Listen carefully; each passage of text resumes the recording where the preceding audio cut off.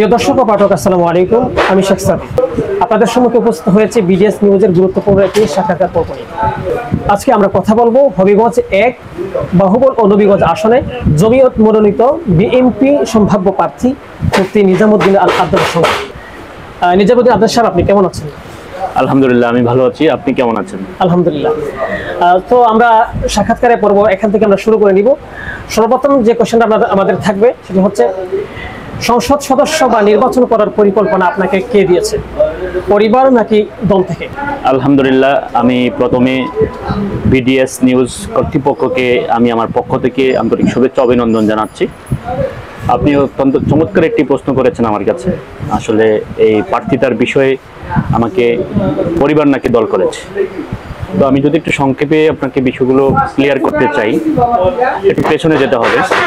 আমি আসলে বাহুবল নবীগঞ্জ নির্বাচনী আসনে তথা হবিগঞ্জ ১ নির্বাচনী আসনে নির্বাচন করার পরিকল্পনা আমার একদম ছোটবেলা থেকে বলা যায়। যদি বলা চলে ২০১৪ সালের নির্বাচনের পর থেকেই আমার মাইন্ড সেট আপ করে ফেলেছিলাম যে আমি এই আসনের জন্য, এই জনপদের জন্য, এই এলাকার মানুষের জন্য আমি সেবক হয়ে কাজ করব। তো সেই সময় থেকে আমি টুকটাক প্রচারণা, সামাজিক টুকটাক কাজ করা শুরু করেছিলাম।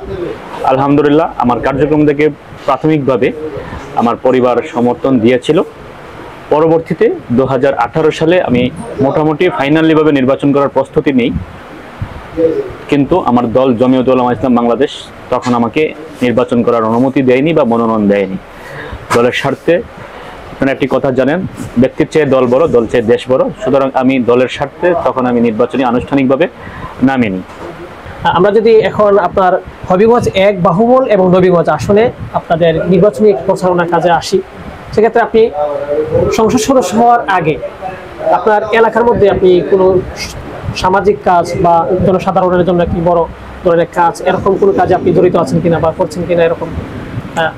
আলহামদুলিল্লাহ, আমি প্রথমেই বলেছিলাম আমি এই এলাকার সেবক হতে চাই, এই জনপদের মানুষের সেবক হওয়ার জন্য তখন থেকে চেষ্টা করছি। আলহামদুলিল্লাহ, আমি আমার চেষ্টা চলমান। সেটা যদি আপনি মোটা অঙ্কে দেখতে চান, আসলে কোনো প্রার্থী, কোনো ব্যক্তি নির্বাচিত হওয়ার আগে তার মোটা অঙ্কের কাজ দেখানো সম্ভব নয়। তবে আমি কাজ করি। আপনি তো এখন ঢাকায় অবস্থান করছেন। ঢাকায় অবস্থান। যদি নির্বাচিত হন তাহলে আপনি তো ঢাকাতে থাকবেন নাকি আপনার নিজ আসনে বা নিজ এলাকাতে থাকবেন?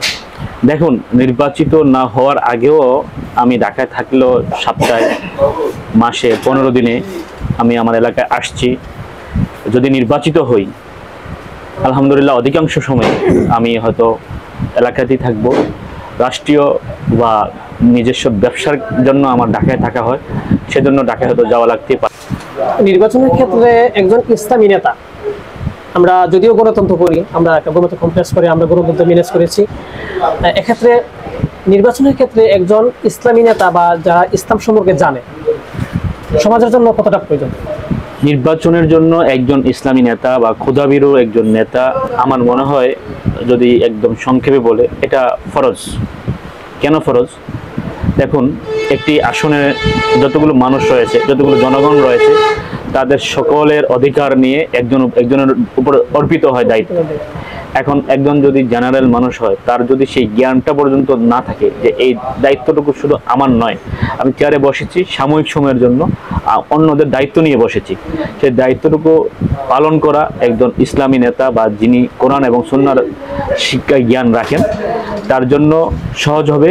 এবং আমার মনে হয় কোনো ধর্মীয় নেতা যদি নির্বাচিত হন, তার দ্বারা জনগণের সকল দায়িত্ব পুঙ্খানুপুঙ্খ পালন করা সম্ভব হবে, খেয়ানত হবে না ইনশাআল্লাহ।